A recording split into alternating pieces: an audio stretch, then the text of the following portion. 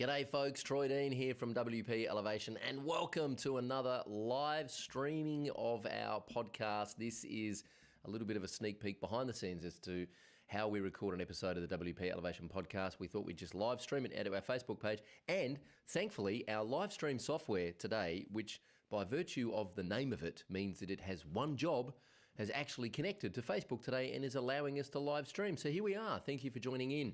My feature guest on this episode, I'm super excited to have him here, is Miles Beckler, all the way from, I'm going to pretend you're in the United States. Is that right, Miles? Is that where you are? That is, I am actually. Yep. Because you do travel a bit, right?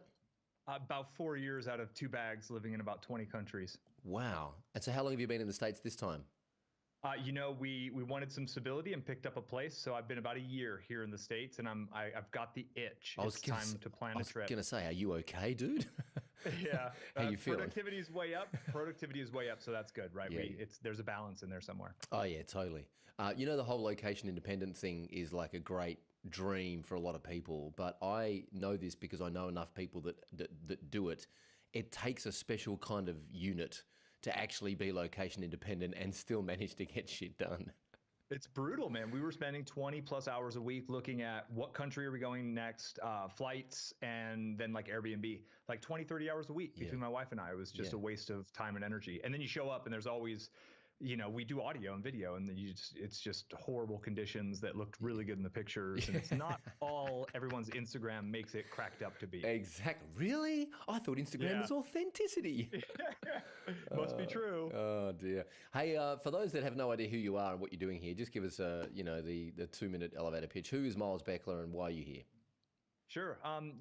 That's a really philosophically deep question. I'm going to stick on the entrepreneurial side of things. Awesome. My wife and I co-founded a website in the spirituality and meditation space in 2009. We're still growing and running that site. It has kind of a very large WordPress traffic generation system on one end. I do a lot of Facebook advertising. It gets about 8 million visits per year. List is something like 150,000 subscribers. Wow. That is the business. 2 years ago, through all this travels, and people just kept asking, like, so you travel the world, you work online, like, how do you do that? And I would sit down, have a meal with them. I'd tell them everything. Finally, one day I was like, man, I got to record this so I can stop repeating myself. And I started doing YouTube videos. That was August of 2016. And since then, I've done something to the tune of 450 videos on YouTube, literally just sharing everything for free because I don't need to sell the how-to because I have a successful business. Yeah. So everything from funnels and Facebook and SEO and keyword research, I just give. I do 3 videos a week there. At this point, we now kind of doubled our workload. That's turned into a full-on business because I'm publishing still 3 times a week, and we're still growing my wife's business. And life is fun, and it's great to be of service to an audience. Wow, I love you so much, dude. I can't, not in a weird way, but I can't tell you how much I've been following your stuff on YouTube, and it's kind of weird because at one point I was like, I got to buy whatever this guy's offering. And at one point I couldn't figure out how to give you money. Yeah. I was like, I'm learning so much. Like there's no mechanism for me to give this guy money. So it must've been even like before you had some courses or something up. And what I love about this though, is that you've got, you are sharing what you are learning on an actual business, maybe as a way of like stopping repeating yourself, but also maybe as a way of solidifying what you're learning. Because wise man said to me once, if you think you know something, teach it, and it forces you to actually know it. Yeah. But you're also documenting your journey, and you're documenting the growth of this business for future, reflection. I just think it's a beautiful thing. And we in the office here have quite often sat around and watched your YouTube videos about Facebook ads, which is a sentence I never thought I'd say, and and then we've pivoted, we've changed things. We've like, right, we got to do this because Miles said it worked. Nice. Yeah. So and did that come back full circle? Was it actually a good idea to follow me? Yeah. It is a very good idea. I strongly suggest for those of you watching at home, follow Miles Beckler on YouTube. And I also just love your authenticity, man. I just love how laid back and how real and down to earth you are, and the stuff that you teach. And your style. So I like publicly just wanted to say thank you for all of the content that you're publishing, because it is actually making a difference, even to us little Antipodeans over here in Australia. So let's talk about what you were doing before you discovered the internet. Yeah, I mean, you would literally have to go back to high school. Mm. So I grew up in the San Francisco Bay Area. I graduated high school in 1999, which is like the big peak run up of the dot-com boom. Yeah, wow. So I went straight into the workforce. I had friends who were doing webmaster jobs right out of high school, and I lived in this little kind of weird world. My dad was in IT for the newspaper industry, which is kind of a dying industry. But we always had modems growing up. I always had a computer at home growing up. So I always had AOL. So I literally don't really remember a time computers Wow. and without internet in my life, and I'm currently 37 years old. So Wow. that is where I came out of, and I've made a movie at one point. I worked a lot in the customer support world, in the corporate world, and then the economies all kind of fell apart. Went to college, took about 7 or 8 years to go to college, borrowed about $50,000 in debt to go to college, because that's how we do it here in North America. Yeah. And got into real estate, and then the global financial crisis hit. I got hung out to dry with a real that cost me $60,000. And at that point, I was pretty much flat broke, right? I had student loans. I thought the real estate was going to pay off all my student loans, and the global economy slapped me in the face. And I realized and I just met my wife, and I made all these big promises to who is now my wife about how I'm an entrepreneur. We're going to do this. And, had absolutely nothing to my name. And out of that came a new gear. Really, I feel like I got so motivated to figure it out from the challenges. It's like disgust can be an amazingly motivating emotion sometimes. And I realized that I really didn't like the real estate thing of these, $200,000 things that you can't move, and your margins are relative, like there's pretty good margins, but if you flip a house and make 20 grand on a $200,000 house, that's a lot of leverage for not a lot of margin, versus doing internet marketing and selling downloadable products that are easy to deliver, that have really high margins. So I like that business model. Did a little affiliate marketing here and there, kind of direct linking from social media to affiliate offers, which is the wrong way of doing it. That came crashing down.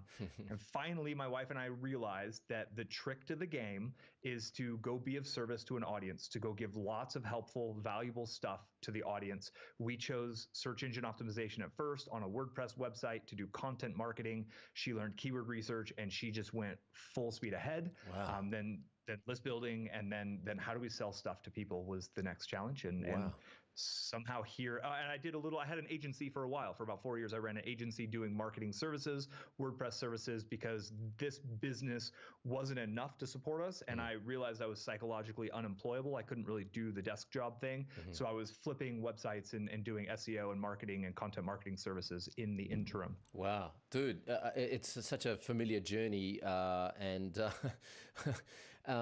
how do you like take those knocks and just keep getting up and keep moving forward and keep thinking, right, there's a lesson here? How do you not just like throw your arms in the air and go to the pub? Yeah, right.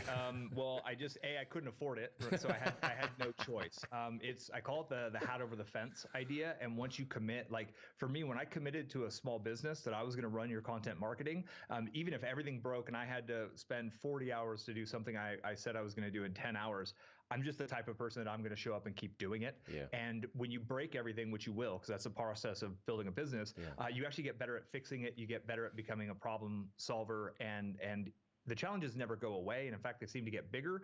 But I actually seek out challenges now. I realize that on the other side of the challenge is the breakthrough. On the other side of the challenge is that next level. Like when I got into Facebook advertising, it was a gigantic challenge. I lost a ton of money at first, but I knew that there's this like theoretical scalability on the other side of the rubbish I'm doing right now.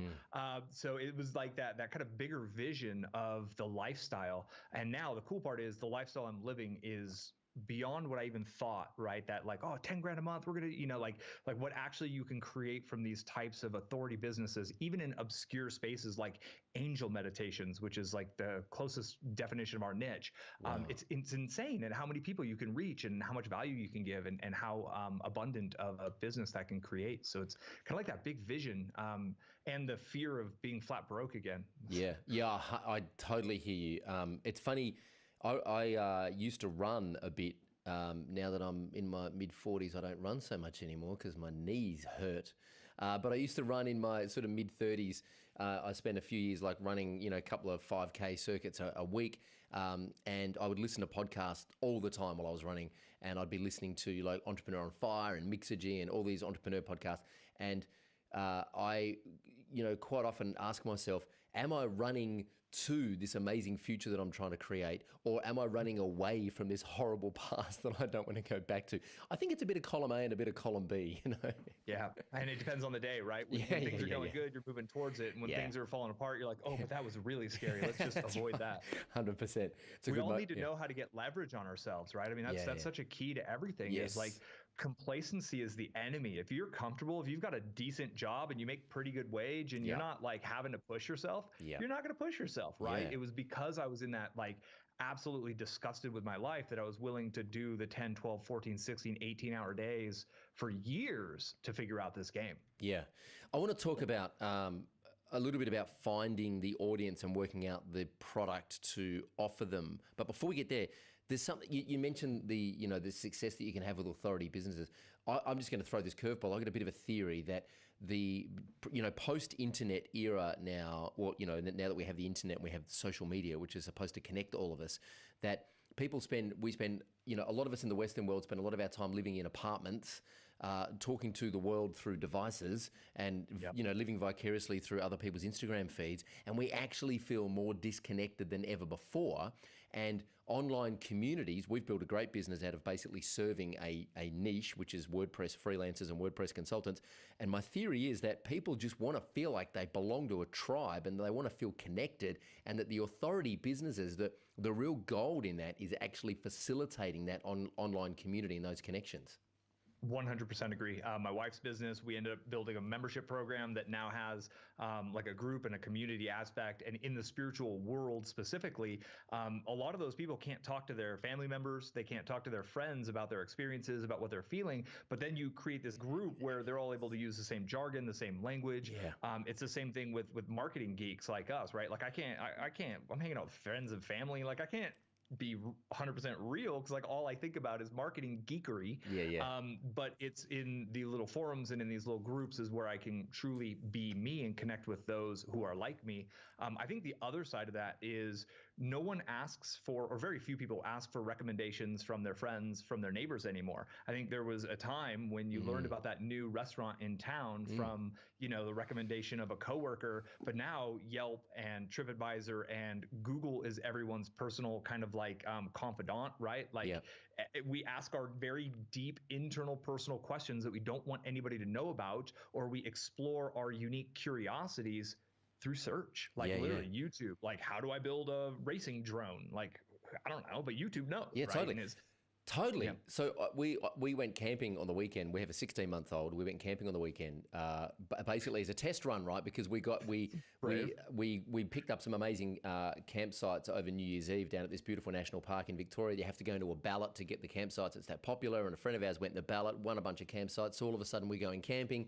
We have a 16-month-old. We're like, holy shit, we should do a trial run first to make sure we know what we're doing and the kid doesn't freak out. And the parents don't freak out, which is actually more the truth. The kid's so chilled out, it's not funny. So we bought all this camping gear. We go camping.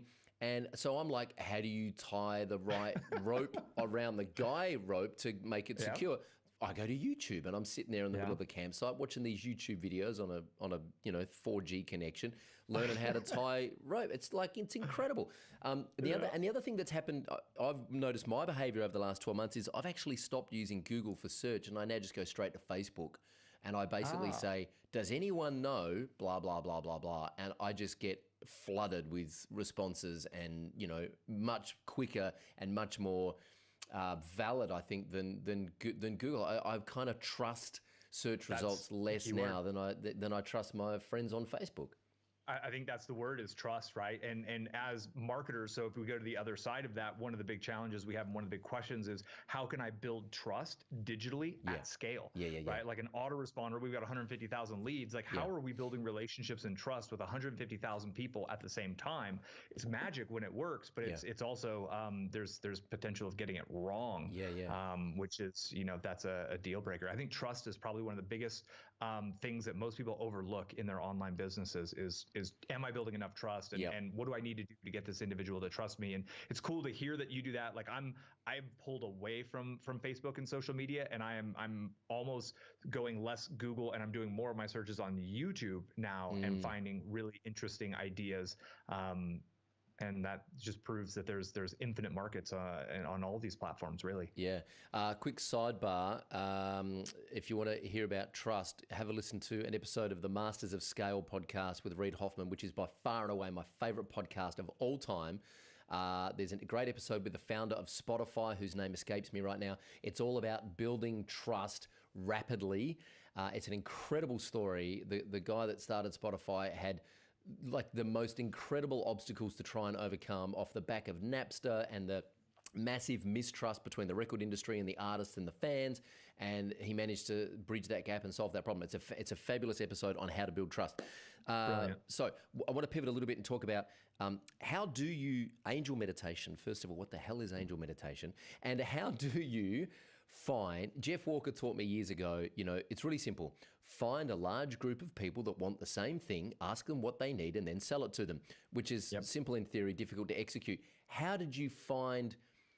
One of the big problems that a lot of our audience have is they've got these skills, but they don't know how to package it up and how to sell it as a digital product. How do you work out what the product market fit is with an online community kind of membership business? So for us, the technical side of it is a lot of testing and a lot of failing and a lot of being observant, but continuing to test. So to go all the way back, like how we found this niche specifically, when my wife and I first met, I was going through all that. The real estate was falling apart. Literally, my world was crumbling around me. I was meditating. I had these little guided meditations that I would put headphones on. It was like the only thing that felt good in my life. And I would meditate every single day. I meet my wife at a real estate school. It turns out she's just fresh out of college and she's frustrated and she's meditating every single day. So boom, we had that in common, and that was kind of the common ground. And we both just been very curious about philosophy and the metaphysics. And my wife learned how to create these through a local mentor, to create these types of messages and these types of guided meditations that you will. So she learned a skill first and foremost. That was it. She had that skill. And then I understood from previous experiences the basics of how the internet works. Relevance, content, keywords, right? The extreme basics of it. And I was like, look, if you just keep putting out the content, I'll be sure to optimize it, and I'll keep finding the keywords for you to put out more content on. And eventually, we're going to get picked up by Google and we will get traffic. And that's what happened. It took a while to build that up. And it was that kind of heartbeat of content, being that heartbeat of content and really being aggressive at publishing the best content we could over and over. We started with a 90-day challenge, which is 90 blog posts in 90 days. When I kicked off my YouTube channel, I did 120 videos in 120 consecutive days. Really just a huge push of momentum to prove to that platform that you're a publisher who's going to be around. And then from there, it was like, okay, well, how do we get these people who are visiting onto an email list so we can follow up and stay in touch with them? That's the first conversion point we had to figure out, right? Well, I don't know. What if maybe they'll want this, maybe they'll want that. Oh, surprise, they want the audio thing. Cool. Then just well, would they buy this? I don't know. Let's try. How do you do that? I don't know. Let's shopping cart, blah, blah, blah, back to YouTube, figure it all out. Yeah. and piece by piece, just tried it. And, the first ones flopped, and no one, we were giving away at first a free free conference call. It wasn't even recorded. It was a live free conference call, and there was 2 people on it, and I'm pretty sure it was my mom and my aunt. And then the second one there was 5, and then the third one there was 7, and it's literally now 9 years later, she gets 30,000 visits per day to her website because of the kind of it's just that compounding of all that effort over the years. So a lot of testing. So how did you figure out? So what is the product now that people buy? What's it morphed into? So MP3 files, to get really, really specific, they're guided audio meditations. They do go all the way to video teachings. We've done a joint venture with her teacher who taught her, and it's a great positioning. Do you want to learn from the lady who taught me? And we've got a joint venture with her. So everything from video training courses now that are modulated courses with modules and lessons down to individual single audio meditations that are sold for as little as $7 each. And there's a huge variety in between. We've put out over the years, I believe something like 180 individual products. Wow. So we're constantly, people love new, right? Like, so we're constantly putting out new things because the world changes. We went through 2012. That was a big deal, right? Like there's all these things that our community cares about.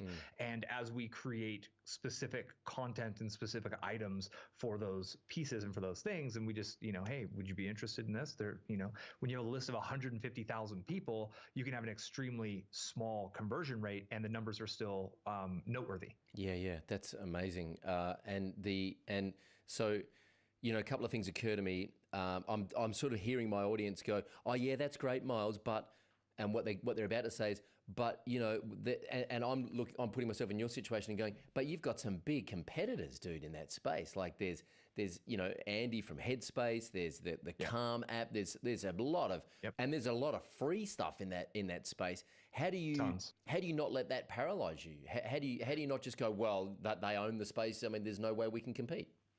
Yeah, I mean, so let's reframe that a little bit, right? Because I think your audience will be able to kind of realize where I'm at with the Miles Beckler brand, for example, in the how to do internet marketing space, like a little bit of competition in our space. Just a little. Just a little bit, right? And they happen to be a lot better at the game than Melanie's competition. So it's not only there's more, but they're actually like better competitors. In 2 years, I've grown a channel of 75,000 subscribers, right? And I've been able to really stand out by differentiating, giving lots of value and building trust. And I'm outworking all of them. A lot of, and we can, you can look at any platform.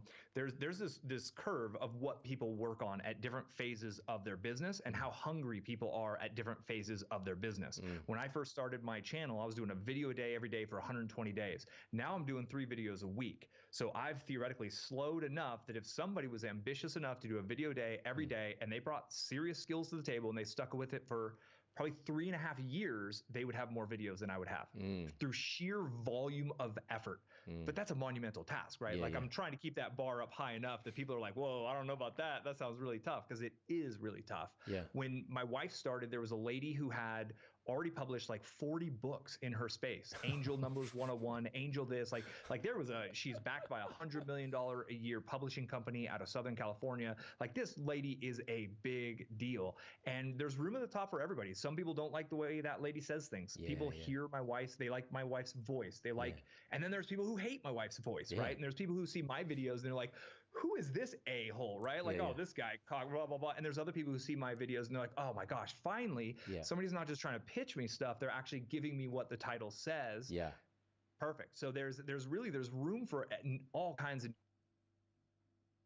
The trick is to make sure you're staying focused on your audience. You're focused on giving them value. So many people are just like, how can I go get from this audience? It's like, ooh, danger zone. Like, you really got to give the value first, kind of that strategy of preeminence from Jay Abraham's ideas. And that's when things start to really mold around you, because you become their trusted advisor. And that's where my wife is. And when my wife recommends an affiliate product that she uses to her big audience, she's like, hey, I've been using this for 3 months. I've had great results with it. They trust her. The click-through rate is crazy. The conversion rate of the clicks is absolutely phenomenal. But that's all because of 9 years of hard work, right? It's not that email she sent. That's not actually the thing. It was the 9 years of hard work we did before that moment. There's this great interview with Jeff Walker and Dean Jackson where, and it's such a clickbait headline, Jeff Walker sent us emails like, the 2 steps Dean Jackson took to sell out his mastermind group in 5 minutes. I'm like, okay, of course I'm going to click on that. And it's like, step number 1, spend 10 years building an audience and adding massive value. Step number 2, send an email. I'm like, oh, God damn, I fell for it again. So here's a couple of things I want to talk about. First of all, I want to talk about how we know as marketers that there are certain things that drive human behavior. Scarcity and urgency are one of the biggest motivators for human behavior, right? If you open your open your program for like 7 days, we know that 40% of your sales are going to come in the last 24 hours. So how do you continue to have integrity and authenticity and add value to your audience, but still genuinely use those tactics of scarcity and urgency to get people off their ass and actually enrolling in your program without looking like a spammy douchehead? I like that. Spammy D-head. And you're right. So we see those exact same numbers. We'll get a really good spike on day one when we open the call.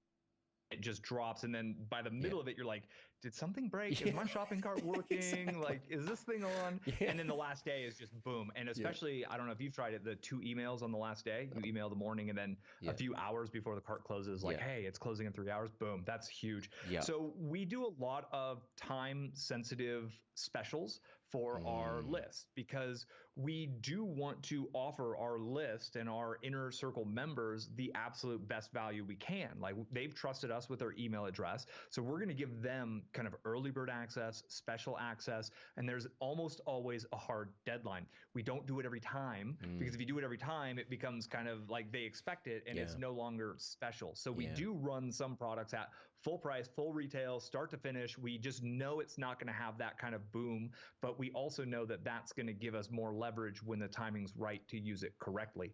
A lot of our courses are time specific. So I mentioned the 2012, right? December 12th, 2012 was like a big date. 11/11/11 is a big date for our audience. And there's all these things, like New Year's is one of those, like, I'm going to start my year fresh. I'm going to start with a 30-day meditation challenge on New Year's, so we can have that end on New Year's, right? And we do a build up for it. And we find creative ways to turn it into a benefit for our audience. They're getting a better deal than everyone else because you're here, you're on the list. But I got to raise the price on Tuesday because I got a long, they're going to pay full price. So get it while it's at a discount so I can kind of move forward and grow my business. Awesome. Love it. Okay. So we've got, I'm thinking on behalf of my wife now. She's a psychologist. She's got a great podcast. She's got a great Facebook group. No monetization strategy there except sitting in the room doing therapy with clients, which she loves but is not scalable. Frustrates the crap out of me when I see her doing that. And I'm like, oh, we've got to scale this thing and leverage it. She's starting to build a bit of an email list. Let's pretend that she's got a product up. Let's pretend that, she's making some sales. How do we then, and this is back to your wheelhouse around Facebook ads, how do we then use, and I'm going to pretend that everyone listening to this understands that you shouldn't use Facebook ads to try and grow something from scratch, that Facebook ads really are a way to scale something that's you've already proven is kind of working. How do you use Facebook ads to really pour fuel onto the fire and rapidly grow your list and scale up your product? So that's pretty loaded, mate. Like, one thing that we've done consistently is to have enrollment periods for membership programs.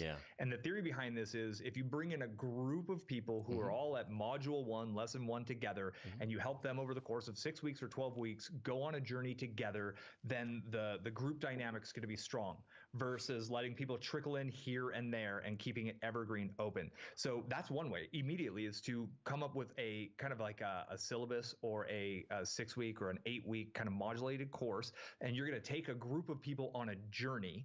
And if it's the first time that you're doing it, you can offer a founding member special. You can offer that first time, and everything's going to be recorded live. In the future, it's going to be repackaged and sold, and then it can be on demand, blah, blah, blah. You essentially have an asset you can repurpose many ways, but you give people that experience of being the early adopter. Your most ambitious individuals are going to be excited about it. And the actual way you sell this is through story. The power of story in the Facebook ad is probably what's really going to hook people in, because in that space, psychology specifically, people are looking to improve their lives. And when they read that kind of hero's journey story in an ad, and they get all the way through that long copy, I'm talking 700, 800,000 words plus copy, they've either pre-qualified themselves as, holy fuck, I want this. Or they're like, what the hell is this person talking about? X, I'm out. So my best ad for my wife's brand that's still running today, it's got millions and millions of views. It's been running for, I think, 2.5 years solid. I turn it off every once in a while, but it's been running very, very consistently. It's about 800 words. And it talks about her journey of feeling disconnected from the spiritual world and feeling like her relationships weren't working, and all these like the challenge point. It's the hero's journey, right? Joseph Campbell's hero journey. And then life started falling, and then she met this mentor, and then all of a sudden things started changing, and she started doing this new habit of meditating every day, and then she had this experience, and boom, boom, boom, boom, boom. Story unfolds, and through that story, if you're not into what we're into, you're going to get like 2/3 of the way down, and it's going to start talking about angels. You're going to be like, I'm out of here. Perfect. I didn't really pay for your click. I maybe paid for your impression, but that's awesome. You're not going to go take that next step. But the people who read that whole thing and they feel that that story is a reflection of where they're at, and they can see themselves, future pace themselves, going on that journey that you went on, and they're like, oh my gosh, she is the girl who can help me get from here, where I'm at, in the shit, in the rubbish, to where I want to be, which is a better life. And that's where I want to be. And I can feel that she's the one to help me because of the power of story. And that's where I'm working on now with all my Facebook ads is how do I do more pre-qualification in the timeline, right? There's the other side of this is run a curiosity-inducing opt-in ad to a curiosity-inducing opt-in squeeze page that's just going to get their email address, and then nurture, but you're going to churn out a lot of people. You're throwing a really wide net, and you're getting a lot of people who aren't necessarily great for your brand. It can hurt deliverability. It can get you extra spam. Like, it can cause challenges later. I'm still doing that, but I actually really like this whole moving as much of that persuasion and moving as much of that kind of pre-qualification onto the timeline. So I'm not even getting the click if they aren't interested in our world. And that's the new challenge. I love it. Do you use content to warm up an audience? Like, do you just like run Facebook ads to pure content and then remarket that audience to an opt-in? We have like a two-step. We don't do that on paid. So like everything in this world is like kind of sometimes, like we definitely do. So we're running like Mercury just went retrograde, which is like an astrological thing that our audience cares about. So we're boosting a Mercury retrograde post because it's timely. So we're helping that post get out, and when people click, obviously that fills up our retargeting pixel, and then they fall into our opt-in if they're not already on our list. One of the things we're starting to do that I think is even more exciting is we're kind of putting our entire sales letter. We're trying to put our sales letters in the actual ad. So the actual ad is promoting the product to where literally the offer is revealed on Facebook in that ad. Wow. And then they click and go to the checkout page. It's like a one cart funnel idea where you reinforce the product and then you have the sale. So Samcart, you can do it. ClickFunnels, I'm sure you can do it with a lot of other shopping carts too, but you're literally linking them directly to the cart for a purchase conversion campaign. And then you're trying to obviously create the front end purchases, and then everyone who doesn't purchase, you retarget them to the opt-in list. Wow. So they were curious enough to look at your checkout page. They probably have a higher likelihood of wanting your free thing than someone who was curious enough to look at your blog post. Is the theory. Yeah, right? So it's like that next level of, but it's really challenging to literally sell something in the timeline and get them. So that's like, I don't feel like we have this perfected, but that's what my team and I are working on. Long copy ads and video ads is that's where all of our energy is going on, is building those out to really try to master that. Quick question about YouTube Live. If I'm impatient and I have undiagnosed ADD, I'm sure. I'm a human being. Right, exactly. And I love video. I'm in my sweet spot right now, sitting here with multiple cameras on me and a beautiful microphone and a great guest, having a great conversation. This is just where I want to stay. I don't want to have to worry about downloading videos and uploading to YouTube. Should I just turn on YouTube Live and just go live all the time on YouTube Live? Yeah, right. Yeah, this should be live, and you could probably use like Restream.io. Yeah, we just got that. So that should be able to plug right in. I think you have to configure your stream every single time on every single live with it. But literally, we've gone to the point where my wife and I will just throw another tripod and throw another cell phone live, because everyone is giving that extra boost of awareness and impressions to live right now. And Facebook is trying to dethrone YouTube as the video platform, right? Like Facebook thinks it actually has a chance to become the video platform in the world. There's the whole watch. So like, pin them against each other. They're both promoting and giving you extra reach on live. So it's one of those kind of like do all of the things ideas. And I think it's worth it in the end. You talk about leverage a lot, which is one of my favorite words, because the idea of shooting a video like this and then having to do any kind of editing or post on it and upload it to YouTube is like a pain in the ass. So we've got this ridiculous live streaming hardware box. We built a booth. We've got a videographer and editor who's sitting in there right now doing the station logos and the lower thirds in real time, specifically so that we don't have to do any post-production once the video's finished, right? Well, I don't even want to have to upload it somewhere once it's finished. I just want it to be uploaded as we're doing it. That like removes all the steps. We go live and it's done. I've literally considered doing every single one of my YouTube videos as a live because most of them are just me teaching. I do them in one take anyway. So why am I rendering? Correct. I don't know exactly why I haven't done that. It's just kind of like, it's a heck of a commitment, but I think that's smart. I think that is the day we're in. And the cool part is there's all these services coming out to try to make that easy. Technology tries, but doesn't always deliver. Hey. If you could go back in time and have a conversation with Miles Beckler in 2009, knowing what you know now, what would you say? Commit fully. Like literally we doubted it, right? Like you even, that whole like angel meditation space. And I remember, I think it was about 2011, 2012. I remember specifically having a conversation, like we were in this just rubbish little apartment. It was in the mountains. It was drafty. It was near a ski hill. So that was cool. But like, we were like, is this really going to work? Like, I don't know. Like we were getting some traffic. Things were starting to work. There were signs it could work. But we had that 10 grand a month vision. Like, man, is this ever really going to work? And we had this moment there that was like, you know what? Whether it does or not, this is something we're supposed to do. Like, this is what I don't know, like it just felt right. This is what we're on earth to do. And at that moment was a commitment point. And it really seems like things started to shift from there. And then when my wife committed shortly thereafter to doing another kind of 90-day challenge, doing like daily content, like I'm just going to do every day, I'm going to put out something helpful for my audience. The numbers just took off. Wow. And it's those levels of commitment. And I kind of dabbled with the Miles Beckler brand a few times before 2016. I dabbled in blogging instead of videos, but I found that videos are my sweet spot. So I might whisper in my ear also to try making a YouTube video about 5 years earlier, because I think that I tried to convince myself I had to blog because I saw my wife create so much success blogging, but I hate writing. Yeah, me too. But I still tried to force myself to blog, so I never did the work. I never did anything. What I did put out was rubbish. And then one day I was like, I'm gonna try this video thing. And it's like, derpa, derpa, derpa. Like, oh, I'm good on this. Like, this is fun and easy for me. Yeah, same. But other people look at video and they're like, that scares the hell out of me. Great, you should write. That's right. And we'll do videos. So do what's in your DNA is kind of the hidden lesson. Yes, love it. Do you do show notes for your videos? Do you like take your videos and then publish them on a blog, or do you just leave them on YouTube? So I have a team that goes back and kind of they transcribe them, copy, edit them, and then gets them laid out on my blog, optimized for SEO. And that's completely hands off. That's 97% hands off for me at this point.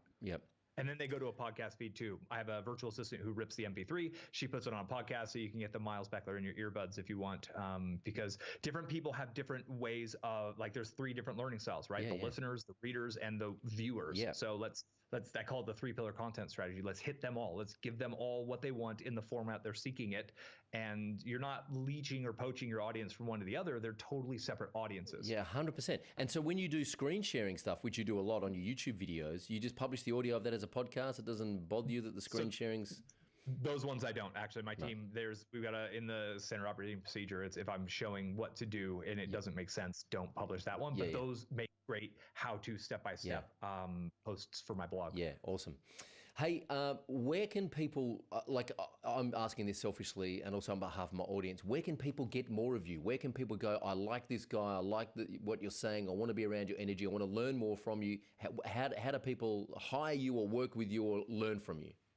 Yeah, so I'm not for hire, but I am happy to teach everything I know for free. So just search Miles Beckler. I'm literally the only Miles Beckler in the world. So if you're on YouTube, just search Miles Beckler and I'm there. I got a lot of videos. I try to organize them with playlists, and then my blog's milesbeckler.com. If you're interested in getting on my email list, I email every single day. Wow. You'll find it. I got pop-ups and you can't not find it. But yeah, just search Miles Beckler. I'm around. I'm not too much on social. I'm much more on the search engines. So the blog and the YouTube and the podcast, you can just search for me. Awesome. Dude, I could do this for days with you. I'm telling you, I will publicly admit this. I've got a total man crush on you and I love what you're doing.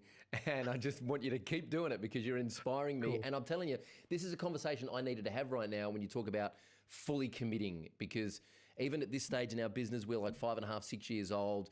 There are bumps and there are rough roads as you grow. There are, teams that you're building. There are new products that you're offering. There are new audiences you're trying to capture.